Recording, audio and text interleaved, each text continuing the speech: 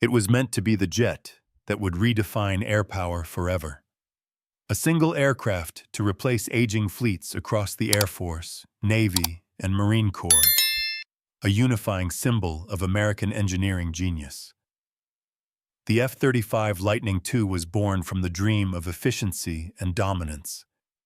2 decades later, it has become something else entirely. A triumph of technology, yes, but also a monument to cost overruns, dependence, and political inertia. It is at once the sharpest sword in the U.S. arsenal and the heaviest financial anchor ever attached to it. The Joint Strike Fighter program began in the optimistic 1990s when the Pentagon envisioned a one-size-fits-all solution. The Cold War had ended, budgets were tightening, and multiple legacy aircraft, F-16s, A-10s, AV-8 Harriers, FA-18 Hornets, were nearing retirement. Why maintain so many airframes when one platform could do it all? That was the seductive idea. A single family of aircraft would replace them all. The F-35A for the Air Force, the F-35B with vertical lift for the Marines, and the F-35C for the Navy's carriers. It promised standardization, shared parts, lower costs, and seamless cooperation between allies. It sounded logical, almost elegant. In practice, it became the most complex and costly aerospace program in human history. From the start, engineers faced the impossible task of satisfying 3 different services with one design. The Air Force wanted long range and payload. The Navy demanded strong landing gear and large wings for carrier operations, and the Marines required a lift fan for vertical takeoff. Every compromise added weight, complexity, and cost. By the early 2000s, budgets were spiraling, yet canceling was politically unthinkable. Jobs had already been spread across 45 states and a dozen partner nations. The F-35 was no longer just a fighter jet. It was a jobs program, a diplomatic tool, and an industrial ecosystem. It was too big to fail before it even flew. Originally projected at a few $100 billion, the total cost has now reached an estimated $1.7 trillion through 2070, a figure that includes acquisition, sustainment, and modernization. To put that into perspective, that's more than the GDP of Australia or Spain. Each F-35A now costs about $82.5 million, the vertical lift B variant around $109 million, and the carrier-based C model roughly $103 million. Those are only the upfront prices. The real burden begins after purchase. The maintenance, the training, the logistics, and the software licensing that never ends. It is a weapon system that behaves more like a subscription service. Maintaining the F-35 has proven an art form all its own. For every hour of flight, the jet demands between 15 and 20 hours of maintenance. Its stealth skin must be handled with surgical precision. One wrong tool can compromise radar absorption. A single bolt replaced in the wrong way can require recalibration. Ground crews call it babysitting the Lightning. At bases from Utah to Okinawa, hangars have become laboratories, staffed not just by airmen, but by civilian contractors from Lockheed Martin. The old days of grease and wrenches are gone. These mechanics carry laptops instead. The irony is bitter. A plane built to simplify operations has produced the most maintenance-intensive fighter ever fielded. The operational readiness numbers tell the story. Most fleets hover around 55 to 65% mission capability. Only Israel's customized F-35I Adir variant has managed to hit about 70%, still short of the Pentagon's target of 80%. Each flight hour costs roughly $45,000. double that of the F-16 it was meant to replace. As one maintenance officer joked, "It flies like a dream, but it dreams in dollars." Supporters insist the cost is justified by its unmatched technology. The F-35's greatest weapon isn't its missiles or engines, but its brain.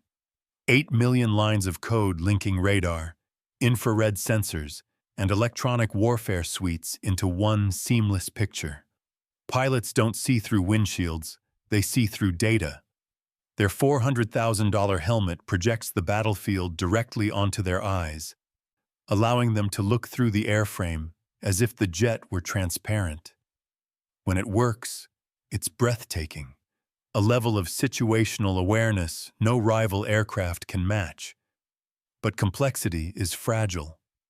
The same software that gives the F-35 its edge has grounded squadrons for weeks when updates failed. Even a minor glitch can halt missions across continents. Pilots half joke that they fly a Windows update with wings. At the center of this digital empire is Odin, the operational data integrated network. Odin tracks every flight, part, and maintenance log. It's supposed to make logistics faster and smarter, predicting problems before they happen. But Odin itself has been plagued by bugs, downtime, and cybersecurity concerns. When Odin crashes, entire fleets can be stranded, unable to access diagnostic data or mission planning tools. Without its digital nervous system, the F-35 is little more than an expensive statue on the tarmac. This dependence on software goes beyond efficiency. It extends to control. Every Allied Air Force that operates the F-35 connects through Odin's US-based servers. Officially, this ensures security and interoperability. Unofficially, it gives Washington visibility into every Allied mission, flight log, and weapons configuration. Allies can't modify the core software, integrate domestic weapons, or even manufacture certain spare parts without American permission. In effect, no nation truly owns its F-35s. They lease functionality through American approval. Canada, Germany, and Australia have all debated whether such reliance compromises national sovereignty. But the choice is stark: dependence on the United States, or irrelevance in modern air combat. The lesson was driven home brutally in 2019 when Turkey, once a founding F-35 partner, purchased Russia's S-400 missile defense system. The U.S. declared the risk of data compromise unacceptable and expelled Turkey from the program overnight. Its $1.4 billion investment evaporated. Pilots in training were sent home, and contracts for Turkish factories vanished.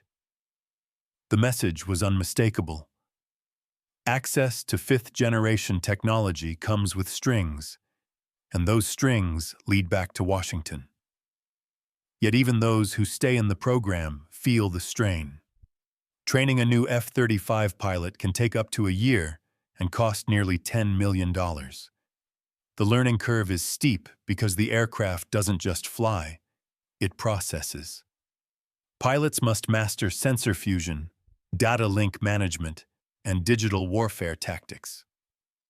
They are less aviators than battlefield network operators, and that transformation doesn't stop with them.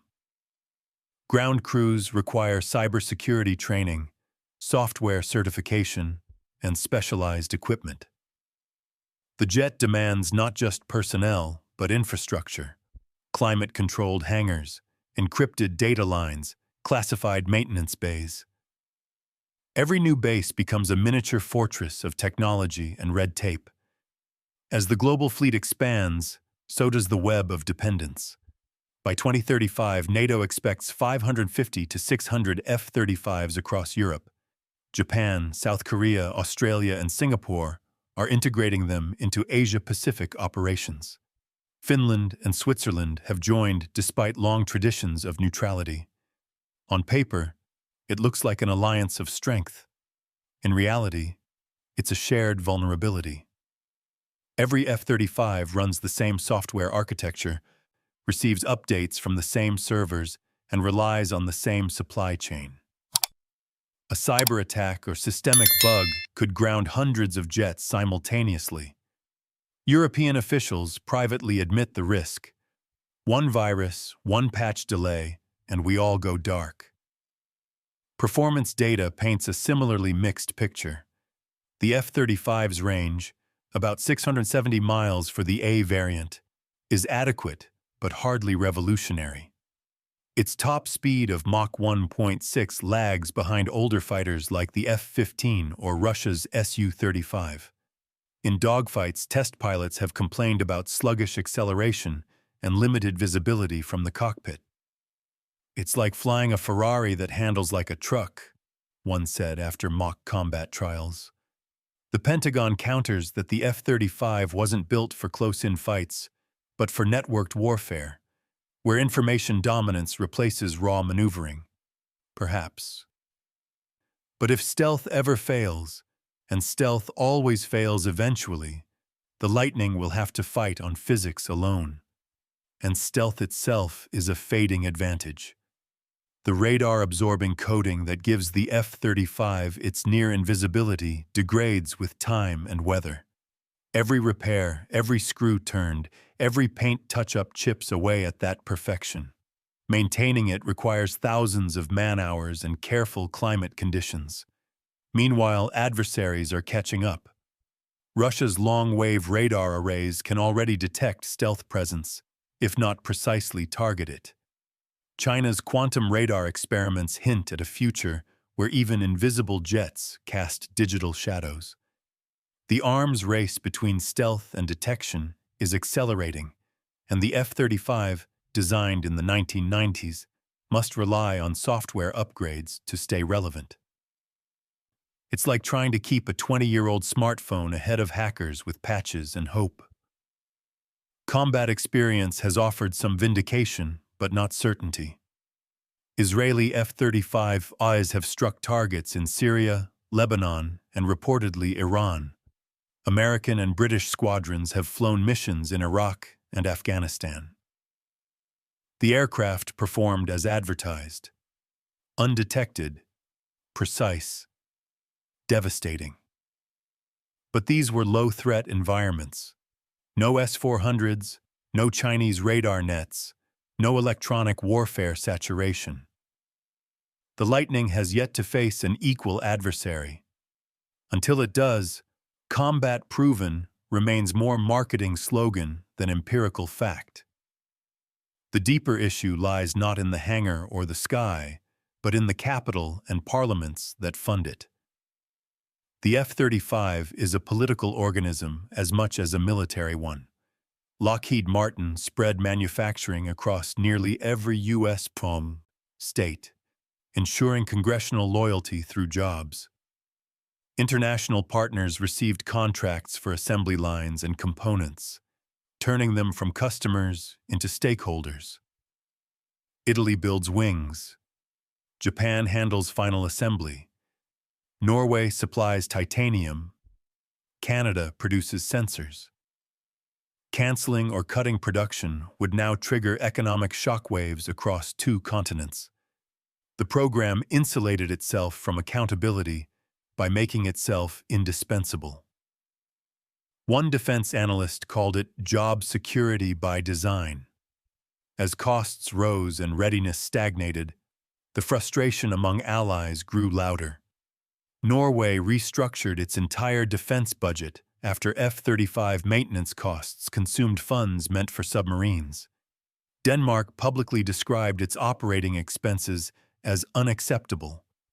The Netherlands faced grounding delays over missing hydraulic components. Canada spent years debating whether to buy in at all. Yet, in the end, each signed the same contracts. Because to walk away from the F-35 is to walk backward in time. The modern battlefield doesn't wait for nostalgia. Pentagon reports have acknowledged persistent shortcomings. In 2021, a leaked evaluation described the F-35 as not meeting full mission capability across several categories.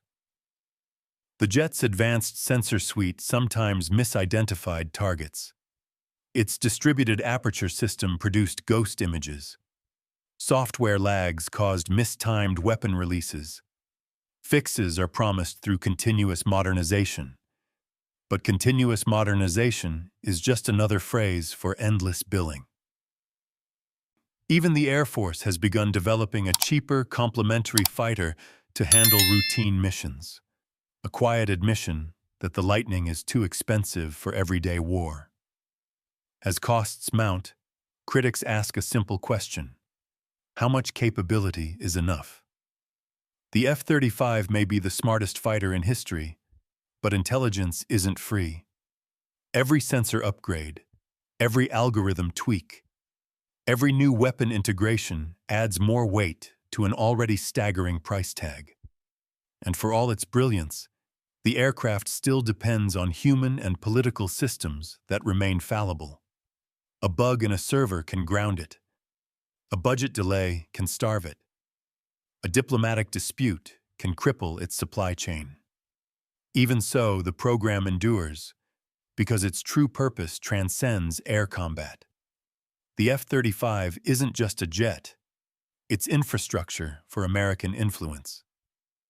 By binding Allied air forces into a shared digital ecosystem, Washington ensures strategic alignment that no treaty alone could achieve. Nations can debate policy, but when their air power runs on American code, their choices are limited by design. It's a subtle, soft form of dominance. Empire through engineering. Supporters call it smart diplomacy. Detractors call it dependency disguised as defense. Both are correct. The Lightning II ensures unity, but unity under supervision. It creates a shared shield, but one with a single control panel. It gives partners a seat at the table while reserving the head of that table for the United States.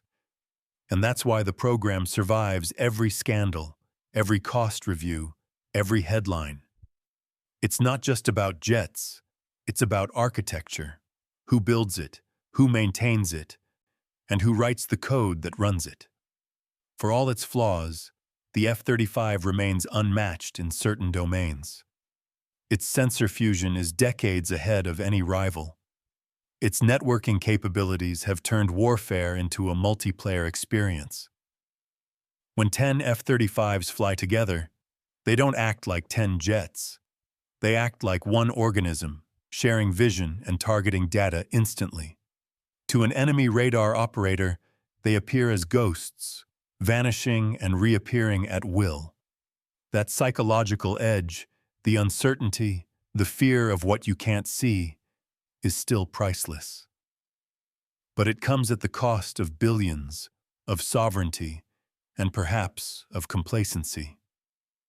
Critics inside the Pentagon warn that the obsession with stealth and software may have blinded policymakers to the next frontier. While the U.S. refines the Lightning, China and Russia are investing in hypersonic weapons and drone swarms designed to overwhelm expensive, limited fleets. The future of air combat may not belong to the most advanced aircraft, but to the most adaptable networks.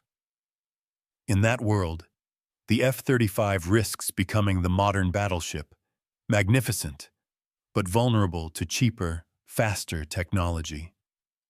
And yet, the story isn't ending.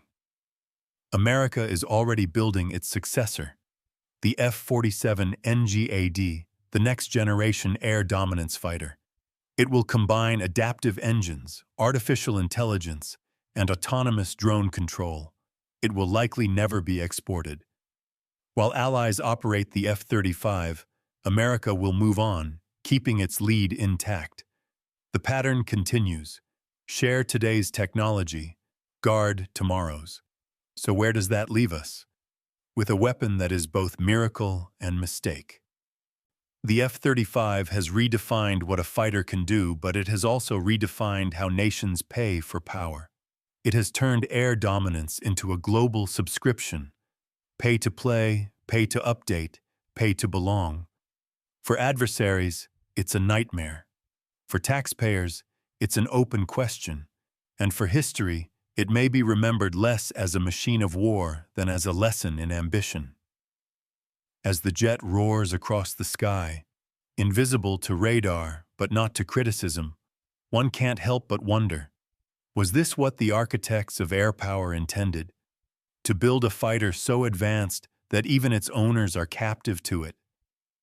The F-35 remains both a symbol and a warning, proof that in the pursuit of perfection, even victory can come at a price too high to see.